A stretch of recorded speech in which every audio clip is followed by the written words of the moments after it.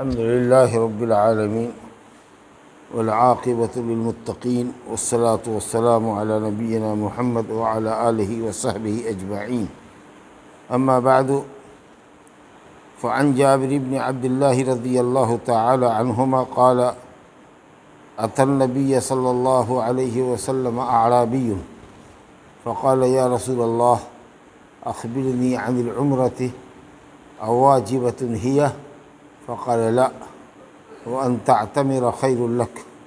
رواه أحمد والترمذي والراجي وقفه، وأخرجه ابن عدي من وجه آخر ضعيف عن جابر مرفوعا: الحج والعمرة فریضتان.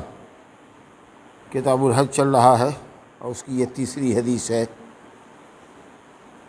جو عمرے کا حکم بیان کرنے کے لیے آئی ہے. پہلی حدیث میں تو عمرے کی فضیلت تھی کہ ایک عمرہ دوسرے عمرے تک کے درمیان کے گناہوں کا کفارہ ہے، اور حج مبرور کی جزا جنت کے سوا کچھ نہیں. دوسری حدیث حضرت عائشہ رضی اللہ عنہ سے تھی کہ انہوں نے کہا: یا رسول اللہ، کیا عورتوں پر جہاد ہے؟ کہا کہ ہاں، مگر ایسا جہاد جس میں قتال نہیں ہے، جنگ و قتال نہیں ہے، اور وہ ہے حج اور عمرہ. یہ تیسری حدیث ہے. اب حکم کیا ہے؟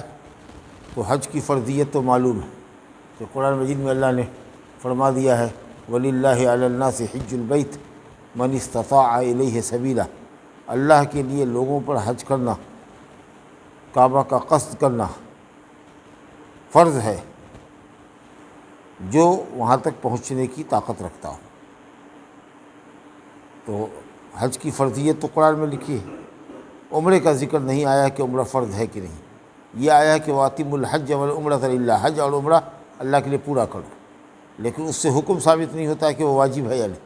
یہ ہے کہ حج میں داخل ہو تو اس کو پورا کر کے آؤ، عمرے میں داخل ہو تو عمرہ پورا کر کے آؤ، بیچ میں ادھورا چھوڑ کر کے نہیں لوٹنا ہے. لیکن حکم کیا ہے اس کا؟ تو اس سلسلے میں یہ حدیث ہے. لیکن افسوس یہ ہے کہ یہ حدیث صحیح نہیں ہے. جابر بن عبداللہ رضی اللہ عنہما فرماتے ہیں کہ نبی صلی اللہ علیہ وسلم کے پاس ایک دیہاتی آیا، اعرابی، دیہات کا رہنے والا.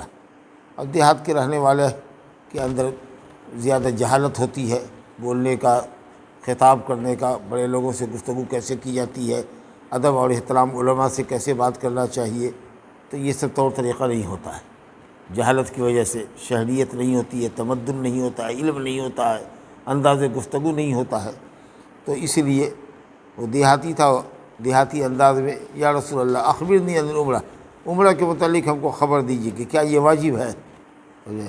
حضرت عائشہ رضی اللہ عنہ نے کیا کہا: یا رسول اللہ، علی الناس جہاد، علی النساء جہاد. یا رسول اللہ، کیا عورتوں پر جہاد ہے؟ اس کو بھی یہی کہنا چاہیے کہ یا رسول اللہ، کیا عمرہ واجب ہے؟ ہم کو خبر دیجیے، ہم کو بتائیے عمرے کے متعلق کیا یہ واجب ہے. دونوں کے انداز میں فرق ہے. بہرحال تھا دیہاتی آدمی. تو دیہاتی آدمی اگر کچھ اجٹ پنا کرے، گفتگو کا ذرا سا انداز بے ادبی پر یہ ہو، مشتمل ہو: او مولوی صاحب، وہ مولوی صاحب، سنا ہے وہ بات بتاؤ. ارے ہم اتنے بڑے مولانا، ہم کو او مولوی صاحب، وہ مولوی صاحب کرتا ہے، ادب سے بات نہیں کرتا ہے، مولانا نہیں کہتا ہے. صبر تحمل سے کام لینا چاہیے. گاؤں گھر کے لوگ ہیں، دیہاتی لوگ ہیں، ان کا اپنا ایک انداز ہوتا ہے. اتنے سول تو ہوتے نہیں، اتنے سویلین تو ہوتے نہیں، پڑھے لکھے باادب تو ہوتے نہیں ہیں کہ صاحب کس کو کیسے خطاب کرے، کس کو کیسے متوجہ کرے، دور سے چلا رہے ہیں، قریب پہنچ کر کے بات کرے، ادب سے بات کرے. بہرحال تو اسی کہا کہ نبی صلی اللہ علیہ وسلم کے پاس ایک دیہاتی آیا. قرآن نے کہا: الاعراب اشد کفرا و نفاقا. دیہاتی کفر میں اور نفاق میں بڑے سخت ہوتے ہیں. عام دیہاتیوں کا ہی ہوا، سخت ہوتے ہیں کفر میں بھی اور نفاق میں بھی، منہ پر کچھ دل میں کچھ، الا من رحم اللہ. بہرحال اب تو جو دیہات میں، ہم لوگ دیہات میں ہے، یہ تو اچھا خاصا شہر ہو گیا ہے، بازار ہے، پڑھے لکھے لوگ ہیں، سب ہے. لیکن جو بادیہ میں ہوتے تھے، ایک دم گاؤں، ایک دم اجٹ دیہات تھا، تو اس میں کے لوگ زیادہ کچھ اجٹ ہوتے ہیں، بیوقوف ہوتے ہیں. اب تو دیہات میں قابل پڑھے لکھے لوگ، ماسٹر، حافظ، ملا، مولوی سب بہت ہے. تو الحمدللہ اب کا دیہات تو بہت ڈیولپ کر گیا ہے. لیکن اس زمانے میں جب شہروں کے اندر بھی علم کم تھا تو دیہاتوں میں اور نہ جانے کتنا علم کم رہا ہوگا. بہرحال عام طریقے سے اب بھی دیہاتیوں کے اندر جو دیہاتیت ہوتی ہے وہ تو آج بھی آپ کو دیکھنے کو ملے گی. بہرحال کہا اس نے کہ یا رسول اللہ عمرے کے متعلق مجھے بتلائیے کہ کیا یہ واجب ہے، تو آپ نے کہا نہیں۔ تو سوال کا جواب ہو گیا نہیں، یعنی واجب نہیں ہے۔ کیا مولانا یہ جائز ہے؟ کہا نہیں۔ تو جواب آپ کو مل گیا نا کہ جائز نہیں ہے۔ ضروری نہیں کہ سوال جواب دینے میں سائل کے سوال کے لفظ کو پھر سے دہرایا جائے کہ نہیں یہ واجب نہیں ہے، ایسا نہیں کہا نہیں، ہو گیا جواب کہ نہیں واجب نہیں ہے۔ لیکن ہاں عمرہ اگر کر لو تو بہتر ہے، عمرہ کرنا بہتر ہے، گویا کہ سنت ہے، مستحب ہے، واجب نہیں۔ احمد اور ترمذی میں روایت ہے، لیکن صحیح یہ کہ یہ جابر کا قول ہے، نبی صلی اللہ علیہ وسلم کا فرمان نہیں، صحابی کا قول ہے۔ لیکن دلیل صحیح کی روشنی میں ایک مرتبہ زندگی میں عمرہ اور حج کرنا واجب ہے۔ حضرت جبریل امین علیہ الصلوۃ والسلام کی حدیث ہے، مسلم میں بخاری میں بھی ہے کہ وہ آئے اور انہوں نے پوچھا، حدیث ہے لیکن بخاری کے الفاظ نہیں ہے، دوسری جگہ کہیں الفاظ میں ہے کہ اسلام کے ارکان کیا ہے، تو 5 ارکان بتایا، اس میں یہ کہا کہ حج کرو و عمرہ کرو، حج اور عمرہ دونوں کرو۔ 5واں رکن بتایا کہ حج کرو اور عمرہ کرو، تو حج کے ساتھ ساتھ عمرے کا بھی ذکر کیا۔ اور قرآن مجید میں اللہ نے حج اور عمرہ کو دونوں ایک ساتھ ذکر کیا ہے، تو اس لیے اہل علم نے کہا ہے کہ راجح قول یہ ہے کہ عمرہ بھی زندگی میں ایک مرتبہ واجب۔ چنانچہ دیکھیے پھر ابن عدی ہی کی روایت ہے، ایک دوسری سند ضعیف، وہ بھی ضعیف ہی ہے، جابر ہی سے مرفوعاً روایت ہے نبی صلی اللہ علیہ وسلم کے فرمان کے اعتبار سے کہ حج اور عمرہ فرض ہے، حالانکہ یہ حدیث بھی ضعیف ہے۔ تو گویا کہ اس باب میں جو بھی روایت حضرت جابر کی لے کر کے آئے ہیں دیہاتی والی کہ نہیں آپ نے کہا کہ نہیں واجب نہیں ہے، عمرہ کر لو تو اچھا ہے، اور دوسری روایت لے کر کے آئے ہیں کہ نبی صلی اللہ علیہ وسلم نے فرمایا کہ حج اور عمرہ فرض ہے، دونوں طرح کی روایت ان کے ہاں ضعیف لے کر کے آئے ہیں۔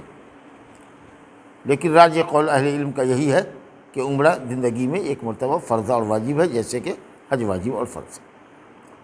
اس کے بعد ایک دوسری روایت لے کر کے آئے ہیں، اس کی بھی سند ضعیف ہی ہے۔ قرآن نے جو کہا کہ اللہ کے لیے کعبہ کا حج کرنا ہے، قصد کرنا ہے، اس شخص کے لیے لمن استطاع الیہ سبیلا، جو وہاں تک سبیل یعنی راستے کی طاقت رکھتا ہو۔ راستے سے کیا مراد ہے؟ سبیل کی، جس کے پاس سبیل ہو، طاقت ہو۔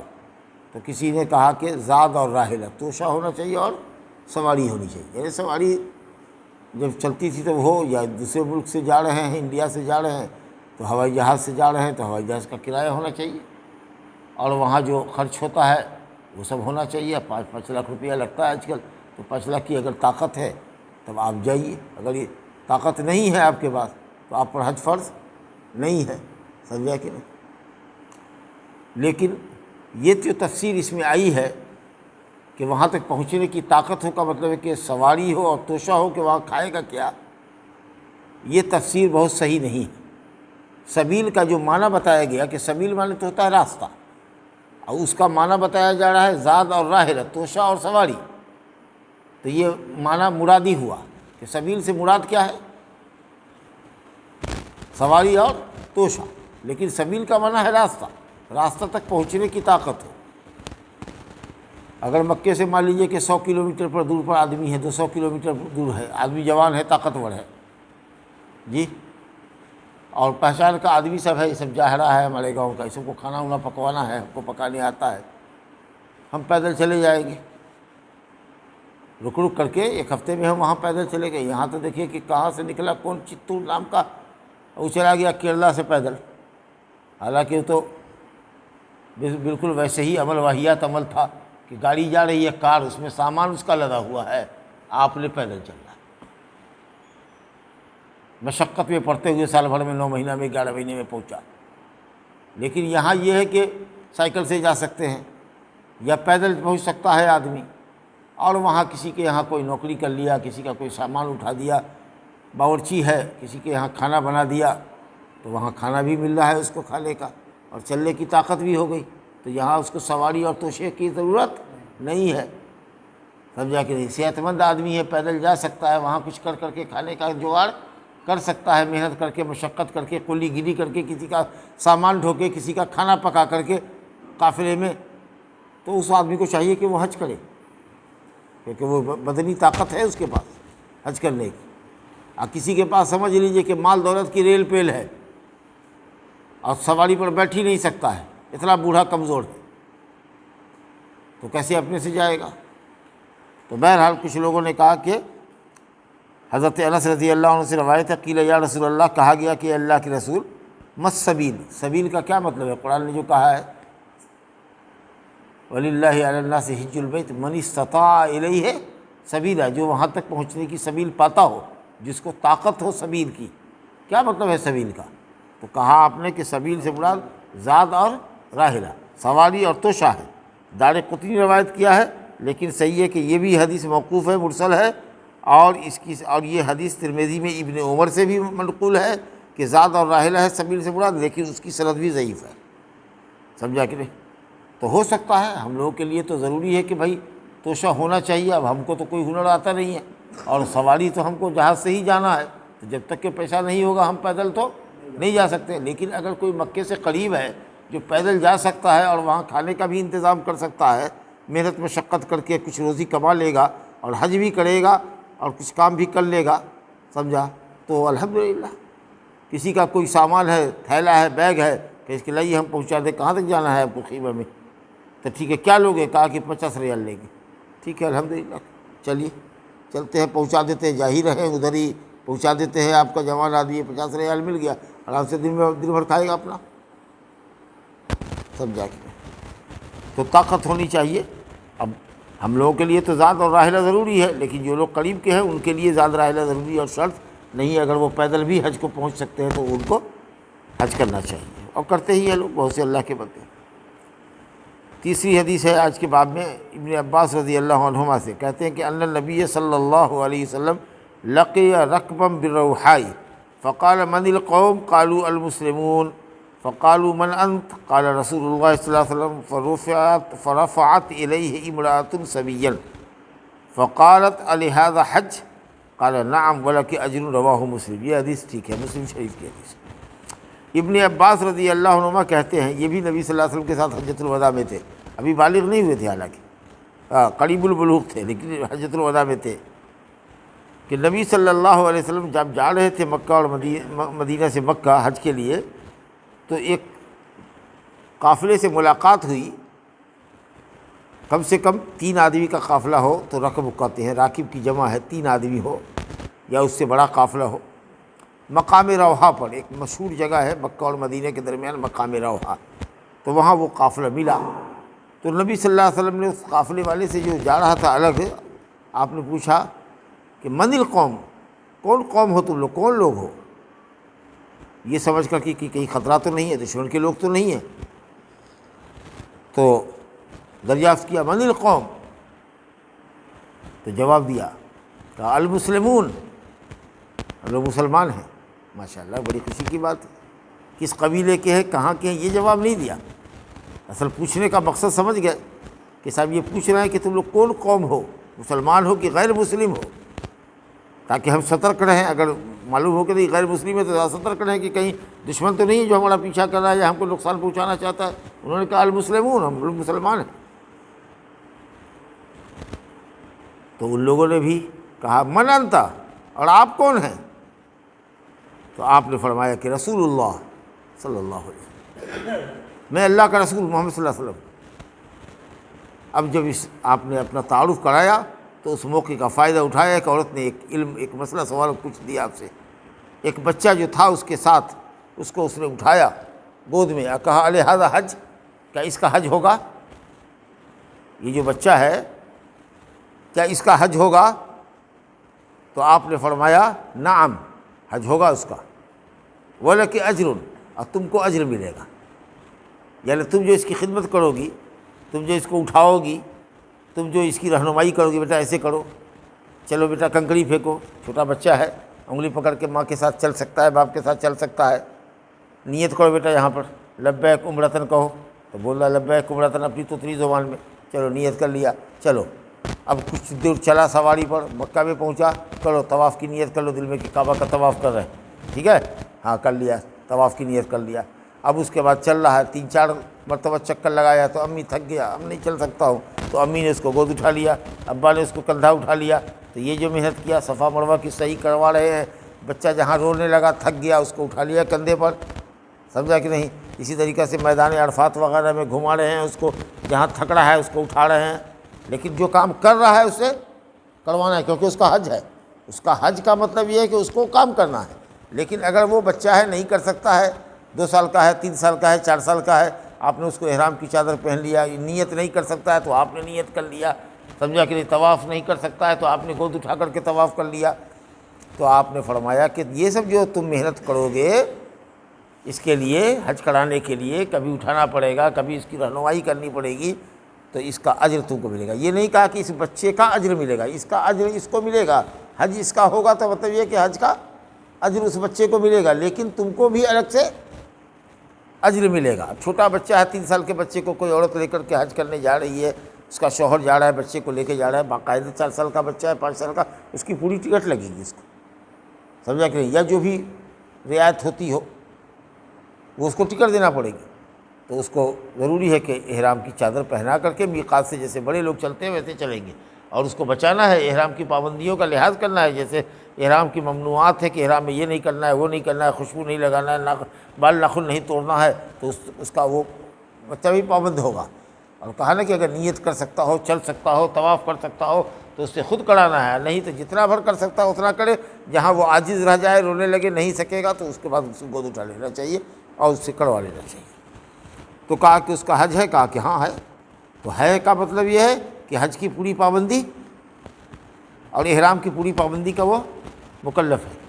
جیسے بڑے لوگ مکلف ہیں ویسے اس کو بھی آپ کو کروانا ہے. اور یہ ذمہ داری گاری یہ نہیں کہ کوئی غلط کام وہ نہ کرے جو حج کے منافی ہے. اور آپ کو بھی اجر ملے گا، ولکہ اجر، تم کو بھی اجر ملے گا. تم نے اس کا بھاڑا کرایہ دیا ہے، تم اس کو گود اٹھاؤ گی، تم اس کو رہنمائی کرو گی تو وہ الگ سے اجر ملے گا. لیکن بچے کو یہ اجر ملے گا اور اس کا حج ہوگا، یہ حج نفل ہوگا.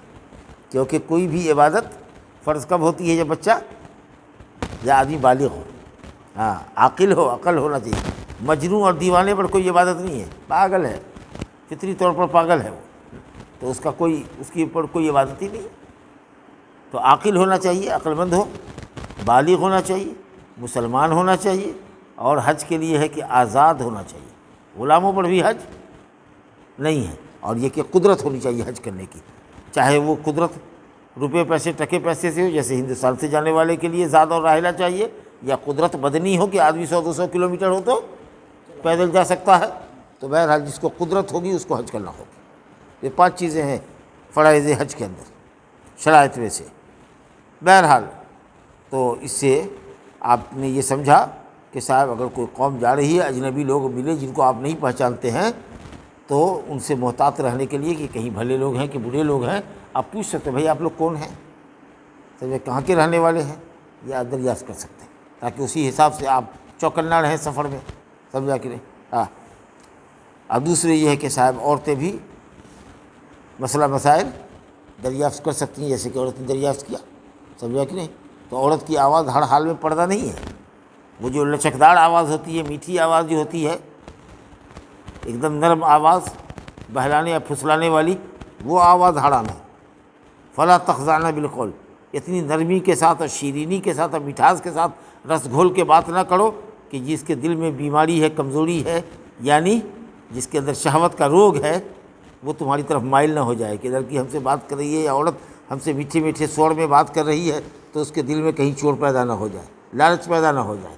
تو جو ایسے نارمل عورت جواب دیتی ہے اجنبی آدمی کو، ایک عام عورت جواب دیتی ہے، ویسے جواب دینے میں کوئی حرج نہیں ہے. سائل کے پاس آئے، مولوی کے پاس آئے، مولانا صاحب ایک سوال ہے، الحمدللہ کوئی حرج کی بات نہیں. تو عورت کی آواز پردہ نہیں ہے، لیکن ہاں وہ آواز جس میں مٹھاس ہو، اٹھلاہٹ ہو، جیسے دکانوں پہ جائے گی تو مستی کے ساتھ بات کرتی ہے دکانداروں سے، واللہ یہ آواز حرام ہے. اور غیر مردوں کے سامنے چہرہ کھولنا یہ حرام ہے، جیسے ہماری عورتیں دکانداروں کے پاس جاتی ہیں اور اصلاح کر کے باتیں کرتی ہیں، چہرہ کھول کھول کے باتیں کرتی ہیں، سامان خریدتی ہیں، یہ حرام عمل ہے اس کا، سمجھا کہ نہیں. لیکن کتنی عورت ایسی بھی ہے کہ اس کے گھر پر آواز دیجیے فلاں صاحب ہیں تو بولوے نہیں کرے گی. ارے اس کو بولنے میں کیا جگہ نہیں ہے، نہ ہم کو شرم آ رہی ہے. ایک آدمی پوچھ رہا ہے، گھنٹی پر گھنٹی، دستک پر دستک دے رہا ہے، اندر سے کہو گی نہیں ہے. کتنے آدمی کی کتنی جگہ کہا کہ ڈانٹ کے کہے گی نہیں ہے. ارے بابا اسے کاہے کو ڈانٹتے بھائی، جو نارملی آواز عورت کی ہوتی ہے وہ آواز کو، جیسے ایک عورت ایک اجنبی مرد سے بات کر سکتی ہے اس طریقہ سے بات کرو، تو نہ ڈانٹنا ہے اور نہ رس گھول کے بات کرنا ہے. جیسے نارملی عورت بات کرتی ہے ایک اجنبی مرد سے بات کیجیے ضرورت کے مطابق، بلا ضرورت نہیں. سمجھا کہ نہیں؟ اب کچھ لوگوں کی عادت نہیں ہے تو اب کہاں ہیں؟ باہر گئے ہوئے، کب تک آئیں گے؟ اب آپ سوال کا سوال سلسلہ دراز کر رہے ہیں تو ہوشیار عورت رہے گی دروازہ بند کر دے گی، اب کا بات کا جواب نہیں دے گی. اب فضول کی گفتگو لمبی کر رہے ہیں، تو کہہ دیا نہیں ہے باہر گئے ہوئے، 2 روز کے بعد آئیں گے. کہاں گئے ہیں؟ جب حال ہے غیر ضروری سوال آپ کو کیے جا رہے ہیں، عورت سے بات لمبی کیے جا رہے ہیں، تو ان چیزوں کا لحاظ کرنا چاہیے. بہرحال تو یہ اس ضمن میں بات ہوئی کہ صاحب گفتگو یا عورت کی آواز پردہ نہیں ہے، لیکن یہ مغنیہ سب جو ہے گانے والی سب جو اٹھلا کر کے گاتی ہے، اس کی آواز جو فتنے کا سبب بنتی ہے، وہ آواز اس طرح کی گانے کی نہیں سننی چاہیے، حرام ہے. بہرحال تو آپ نے سمجھ لیا کہ صاحب بچے کا بھی حج ہو سکتا ہے اور اس کو پابندی احرام سے گزرنا ہوگا، اور اس کو اس سلسلے میں اس کے ماں باپ اس کی رہنمائی کریں گے اور ارکان کی ادائیگی بچے سے ممکنہ حد تک کروائیں گے، اور جہاں وہ نہیں کر پائے گا وہاں پر اس کی طرف سے نیابت کریں گے. تو بچے کو اجر و ثواب ملے گا، نفلی حج ہوگا اس کا، اور ماں باپ کو بھی اجر ملے گا. لیکن جب بچہ بالغ ہوگا تو اس کے اوپر، جب وہ مستطیع ہوگا تو اس کے اوپر حج فرض ہوگا. ابھی جو ہوا وہ نفل حج ہوا ہے. ہاں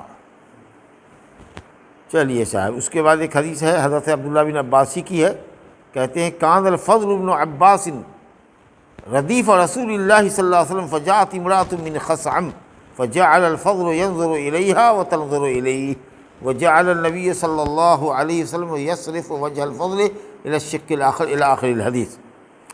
حضرت عبداللہ بن عباس کہتے ہیں کہ فضل بن عباس یعنی میرے بھائی، فضل حضرت عبداللہ سے بڑے تھے. فضل بن عباس حضرت عبداللہ بن عباس کے بڑے بھائی تھے. کہتے ہیں فضل بن عباس نبی صلی اللہ علیہ وسلم کے ردیف تھے حجۃ الوداع میں. حجۃ الوداع کا واقعہ ہے. ردیف کہتے ہیں سواری کے پیچھے بیٹھنے والے کو. اونٹ پر آپ بیٹھے ہوئے تھے اور پیچھے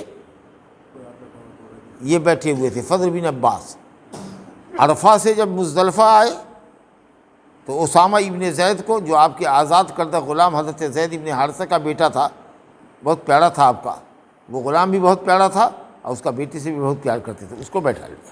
غلام زادے کو بیٹھا لیا جس کو آزاد کیا تھا آپ نے. دیکھیے نبی صلی اللہ علیہ وسلم کا تواضع اور خاکساری. بچے کو بیٹھا لیا، اور جب وہاں سے مزدلفہ میں رات گزاری اور صبح میں مزدلفہ سے منی آئے کنکڑی مارنے کے لیے، تو فضل بن عباس جو تھے حضرت عبداللہ بن عباس سے تھوڑے بڑے، ممکن ہے بالغ تھے، وہ بالغ رہے ہوں گے کیونکہ عبداللہ بن عباس کہتے ہیں میں قریب البلوغ تھا اور وہ اس سے بڑے تھے تو وہ بالغ تھے. تو ان کو پیچھے بیٹھا لیا آپ نے، کہا چلو اب تم یہاں سے چلو ہمارے ساتھ. فجاءت امرأة من خثعم، نبی صلی اللہ علیہ وسلم سے وہاں پر قبیلہ خثعم کی ایک عورت، مشہور قبیلہ عرب کا ایک عورت نے سوال کیا نبی صلی اللہ علیہ وسلم سے. یہاں بھی سوال ہے. وہ عورت حج میں گئی ہوئی تھی. اب وہ عورت تھی، بالغ عورت تھی، اور یہ حضرت بھی فضل بن عباس بھی بالغ تھے. منہ کھلا ہوا رہا ہوگا، سمجھا کہ نہیں؟ تو فضل بن عباس اس عورت کو دیکھنے لگے اور عورت بھی فضل بن عباس کو دیکھنے لگی. اب ظاہر ہے کہ 2 جوان مرد اور عورت، لڑکا اور لڑکی ایک دوسرے کو اگر دیکھ رہے ہوں تو نگاہ جو ہے پہلی تیر ہوتی ہے، محبت کی پہلی تیر ہوتی ہے شیطان کی، جو ایک دوسرے کے دل میں چبھتی ہے.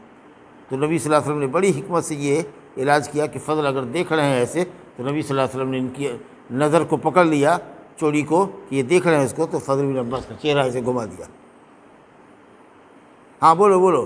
پھر فضل بن عباس دیکھ رہے ہیں، پھر نبی صلی اللہ علیہ وسلم چہرہ پھیر رہے ہیں. سمجھا کہ تو کیا عورت کو منہ کھول کے رہنا چاہیے؟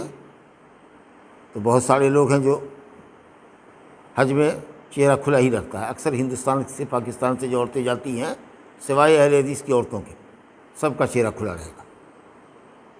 لیکن صرف اہل حدیث کی عورتیں ہوتی ہیں اور عرب کی عورتیں ہوتی ہیں جو اپنا چہرے کے اوپر سے نقاب لٹکاتی ہیں. ایسے جو آج کل کٹا ہوا ناک پر سے آتا ہے، بھو اور آنکھ دکھتی ہے، وہ نقاب نہیں، اوپر سے فیس پیس ہونی چاہیے جو چہرے پہ لٹکتی ہے. سمجھا کہ نہیں؟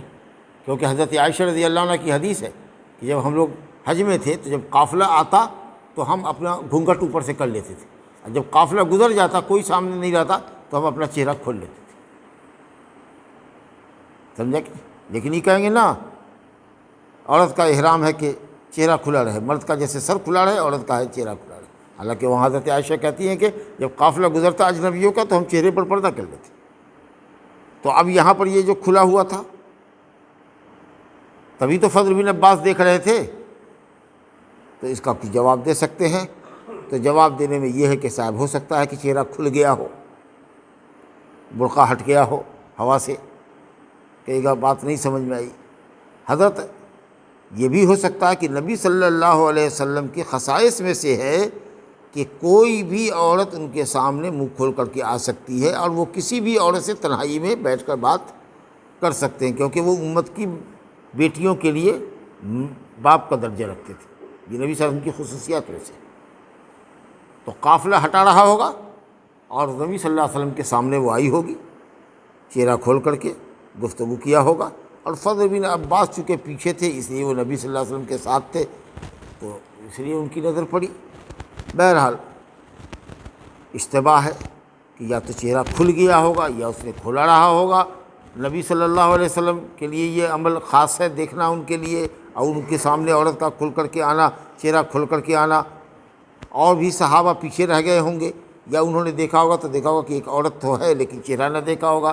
بہرحال کئی احتمالات ہیں، لیکن ایک دوسری روایت اس کے مقابلے میں اماں عائشہ کی آ رہی ہے کہ جب اجنبی لوگ آتے تو ہم گھونگھٹ کر لیتے تھے۔ تو آج کل تو لاکھوں لاکھ لوگ ہوتے ہیں، سوائے خیمے میں، جو عورتوں کے خیمے میں عورت جاتی ہے یا رات ہوتی ہے تو ہی وہ اپنا چہرہ کھول سکتی ہے، ورنہ جیسے ہی خیمے سے باہر نکلے گی ٹھاٹھے مارتا ہوا سمندر مردوں کا ملتا ہے۔ تو ایسے وقت میں عورت کو اپنا پردہ اوپر سے ہی کر کے رہنا ہے، سمجھا کہ نہیں؟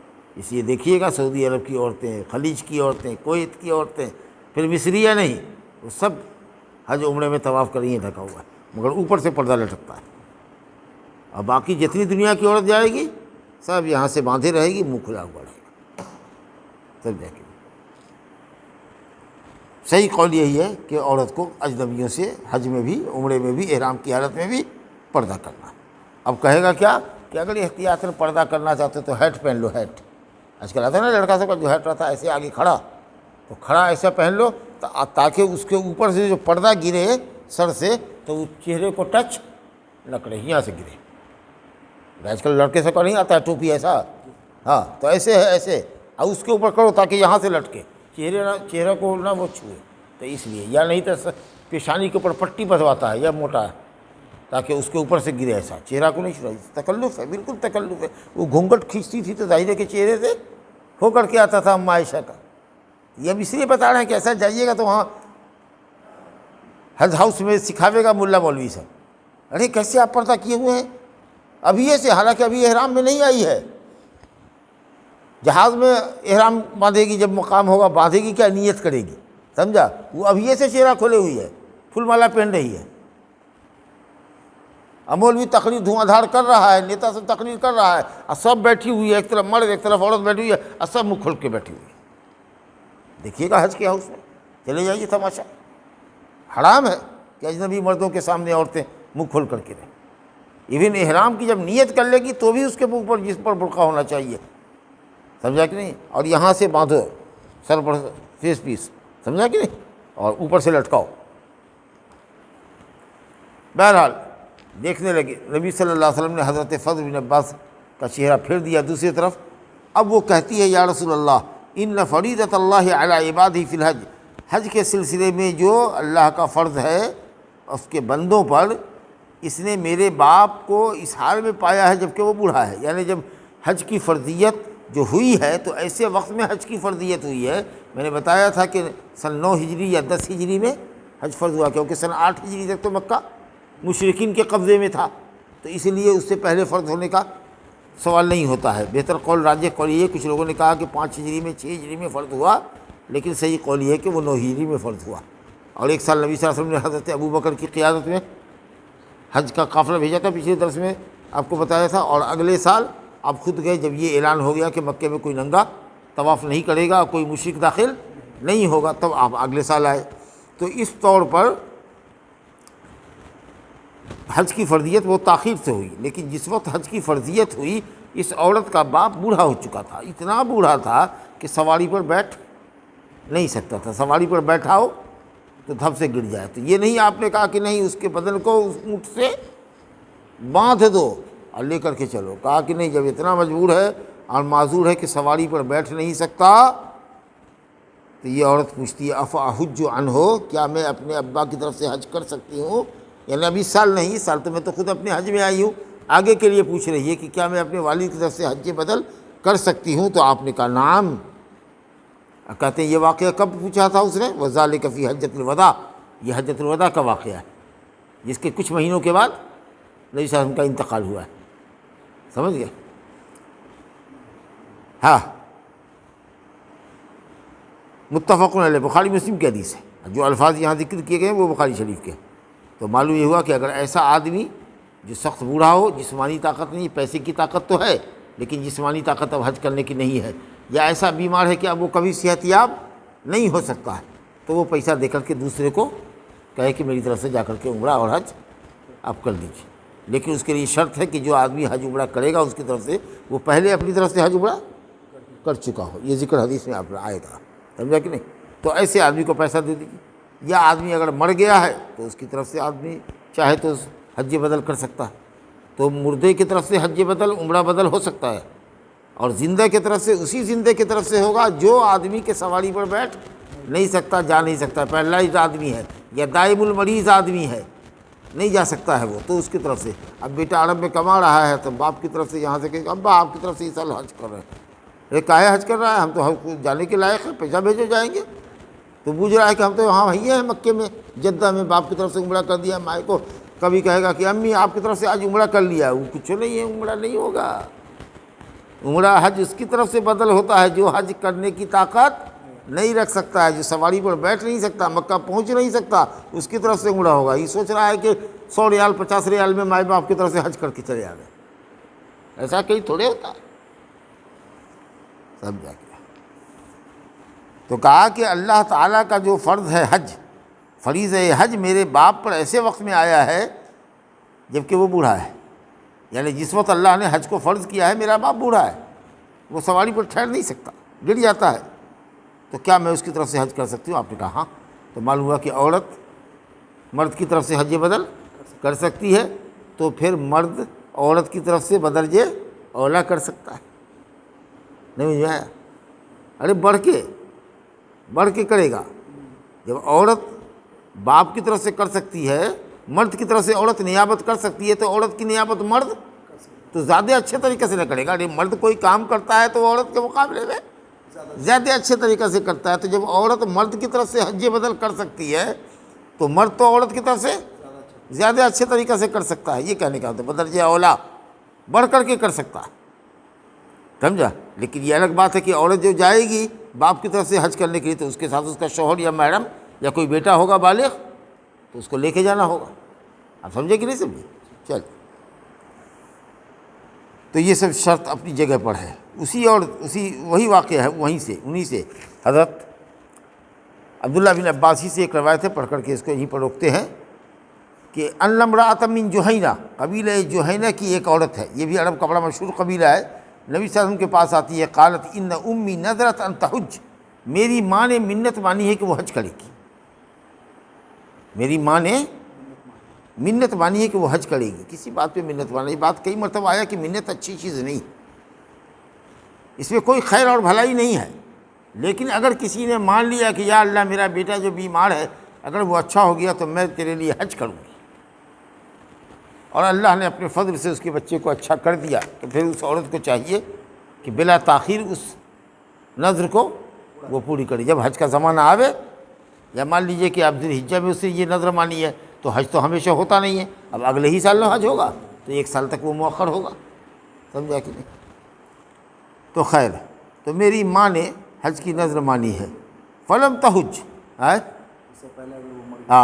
گا جواب، فلم تحج، اس نے حج نہیں کیا، حتی ماتت، یہاں تک کہ مر گئی، اس نے نذر مانا تھا، حج نہیں کیا، اس سے پہلے وہ مر گئی، افاحج عنہا، میں اس کی طرف سے حج کرنا چاہتی، کہ میں اس کی نظر کو پورا کر دوں۔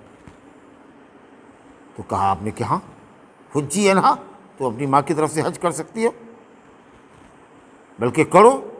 میں پوچھتا ہوں اڑائی تے کیا خیال ہے تمہارا، اگر تیری ماں پر کسی کا قرض ہوتا، روپیہ پیسہ ہوتا گاؤں سماج والے کا، اور تو اپنی ماں کی طرف سے قرض ادا کرتی، تو کیا تمہاری ماں کی طرف سے قرض ادا نہیں ہوتا؟ ارے بیٹی یا بیٹا اپنے ماں باپ کا قرض ادا کر دے تو کیا یہ قرض ادائیگی نہیں ہوگی؟ تو ہوگی۔ تو کہا کہ جب بندے کا قرض ادا کر سکتے ہو تم، تو اللہ کا قرض تو زیادہ حق رکھتا ہے کہ تم اس کو ادا کرو۔ جاؤ اپنے باپ کی طرف سے، اپنی ماں کی طرف سے حج کرو۔ اگر کسی نے نذر مانی ہے تو اس عورت کی ماں نے نذر مانا تھا، چنانچہ آپ نے اجازت دیا کہ نذر کو اس کی اولاد پورا کرے گی۔ سمجھا کہ نہیں؟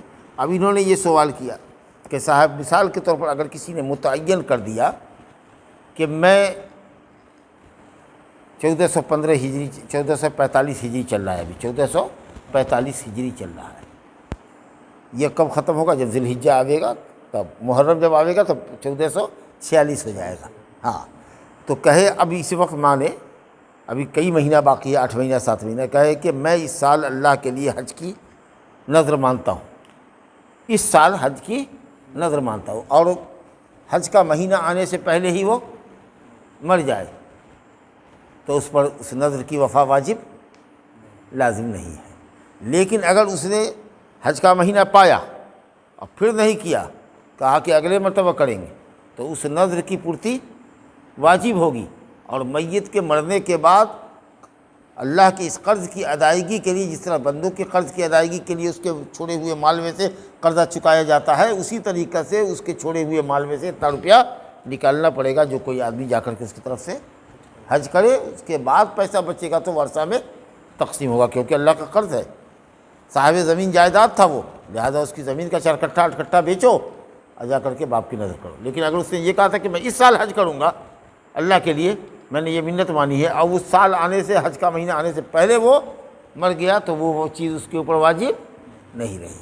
لیکن اگر اس نے پا لیا اور پھر تاخیر اس نے کی یہاں تک کہ مر گیا، تو پھر واجب ہوگا، اور اس کے مال متروکہ سے نکال کر کے اس کو حج کرنا ہوگا، اس کے بعد ترکہ کی تقسیم ہوگی۔ اور اگر کچھ نہیں چھوڑا ہے، سمجھا کہ نہیں، یا کہیے گا کہ مولوی صاحب چھوڑا تو ہے، لیکن اب تو اتنی سی رقم ہے کہ 5 لاکھ تو چھوڑا ہے اس نے اکاؤنٹ میں، 6 لاکھ تو چھوڑا ہے، لیکن 3 لاکھ دوسرے کا قرضہ ہے، اور 3 ہی لاکھ باقی ہے اس کا، تو اب ہم کیا کریں؟ اللہ کا قرضہ بھی ہے اور بندے کا بھی قرضہ ہے۔ تو کچھ لوگ کہتے ہیں اللہ کے قرضے کو مقدم کرو، کچھ لوگ کہتے ہیں نہیں بندے کے قرض کو مقدم کرو، اور کچھ لوگ یہ کہتے ہیں نہیں دونوں کے قرض کو کر دو، 3 لاکھ دے دو قرضہ اور 3 لاکھ میں حج کرو۔ تو نہیں ہو سکتا ہے 3 لاکھ میں حج، تو نہیں ہوگا، بیٹا سب ملا کر کے دے دے تو بہت اچھی بات ہے۔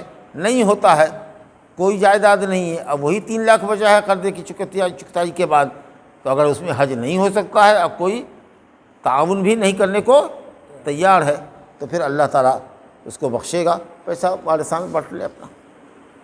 سمجھ گئے آپ؟ تو آپ کے وہ سوال کا جواب ہو گیا کہ اگر کسی نے منت مانی ہے، اور جس مہینے کے لیے، مثال کے طور پر اگر کوئی کہے کہ اگر میرا یہ کام ہو گیا تو یہ جو رجب کا مہینہ آنے والا ہے اس کے پورے مہینے میں روزہ رکھوں گا، لیکن رجب آنے سے پہلے ہی وہ مر گیا، تو اس کے اوپر منت کی قضا واجب نہیں ہوگی، اس کی پورتی واجب نہیں ہوگی۔ لیکن رجب کا مہینہ پائے اور اس کے بعد مرتا ہے، تو پھر اس کے وارثان پر لازم ہوگا کہ اس کی منت پورے کرے، روزہ رکھ کے پوری کرے گا، یاد رکھیں۔ یہی ایک حدیث ہے۔ اب پھر دیکھیے عبداللہ بن عباس ہی سے روایت ہے، ماشاءاللہ ساری روایتیں تقریباً انہی سے ہیں۔ تو یہ حدیث ہے، ذرا سا اس کو بھی پڑھ لیجئے، ایک فتویٰ ہے ان کا ابن عباس کا، حالانکہ انہوں نے رسول اللہ صلی اللہ علیہ وسلم کے قول کی حیثیت سے اس کو نقل کیا ہے، کہتے ہیں قال رسول اللہ صلی اللہ علیہ وسلم، حالانکہ یہ حدیث بھی موقوف ہے، ابن عباس کا فتویٰ ہے۔ ایما صبی حج ثم بلغ الحنس، کوئی بھی بچہ جس نے حج کیا ہو بچپنے میں، ثم بلغ الحنس، پھر وہ بلوغت کی عمر کو پہنچتا ہے، فعلیہ ان یحج حجۃ اخری، تو اس کے اوپر لازم ہے کہ بالغ ہونے کے بعد وہ دوسرا حج کرے گا، یہ حج اس کا اب فرض ہوگا۔ اب وہ جو بچپنے میں حج کیا تھا وہ نفلی حج تھا، جی پہلے بتا دیا۔ وَأَيُّمَا عَبْدٍ حَجَّ، اسی طریقے سے غلام پر حج فرض نہیں ہے، لیکن حالت غلامی میں آقا گیا، مالک اس کا گیا، تو اس نے اپنے اس غلام کو بھی لیتا گیا، اس نے بھی حج کر لیا، درا حالے کہ وہ غلام تھا۔ اب بعد میں اللہ تعالیٰ کی مہربانی ایسی ہوئی کہ اس کے مالک نے اس کو آزاد کر دیا، اب وہ آزاد ہے، تو آزاد ہونے کے بعد اگر وہ حج کرنے کی طاقت رکھے گا تو پھر اس کو حج کرنا ہوگا، کیونکہ غلاموں پر حج فرض نہیں ہے، اب فرض ہوا جب وہ آزاد ہوا۔